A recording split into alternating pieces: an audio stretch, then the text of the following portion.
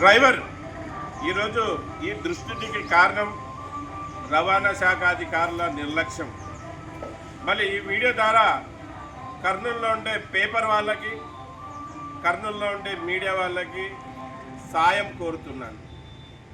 నిరుపేద డ్రైవర్ బట్టలు లేకుండా మసి పూసుకొని ఎందుకు ఇలాగా నిలబడి మీ అందరు సాయం కోరుతున్నారంటే, కర్నూలులో చట్ట వ్యతిరేకంగా బండ్లు తిరుగుతున్నాయి. కర్నూలులో నలుమూలల నుంచి మా ఇల్లీగల్ బండ్ల వాళ్ళు దిగ్బంధనం చేశారు. కర్నూలులో ట్యాక్సీ డ్రైవర్లు బతకలేని పరిస్థితి ఉంది. కర్నూలులో ఎవరు డ్రైవర్లు జీవించలేని పరిస్థితి ఉంది. ఎన్నోసార్లు అధికారుల దృష్టికి మా సమస్యలు తీసుకుపోయాం, అయినా అధికారులు మాకు న్యాయం చేయడం లేదు. గనుక మీడియా వాళ్ళు వచ్చి ఆ అధికారులను ప్రశ్నించండి. మీకు ఉద్యోగం ఉండేది ఎందుకు?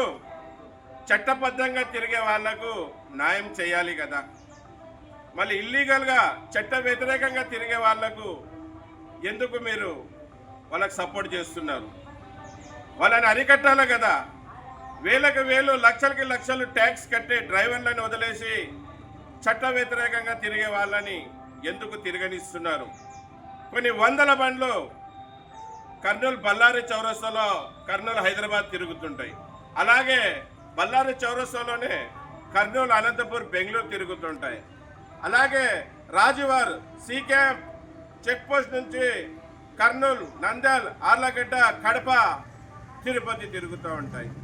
అలాగే రాజువారి నుంచే కర్నూలు, నందికొట్కూరు, ఆత్మకూరు, దోర్నాల, వినుకొండ, విజయవాడ, గుంటూరు ఇల్లీగల్గా వాహనాలు తిరుగుతుంటాయి. ఈ బాబులలో, వైట్ బోర్డులలో వేరే రాష్ట్రాల వాళ్ళు వచ్చి మన రాష్ట్ర ప్రజలని అక్కడిక్కడ తరలిస్తూ ఉంటారు. మళ్ళీ కర్నూలులో వైట్ బోర్డులలో కొన్ని వందల సమస్యలు పుట్టాయి, సెల్ఫ్ డ్రైవ్ అని ఇస్తున్నారు. దీని అందరికీ ఇవన్నీ కారణాల వల్ల డ్రైవర్ నష్టపోతున్నాడు.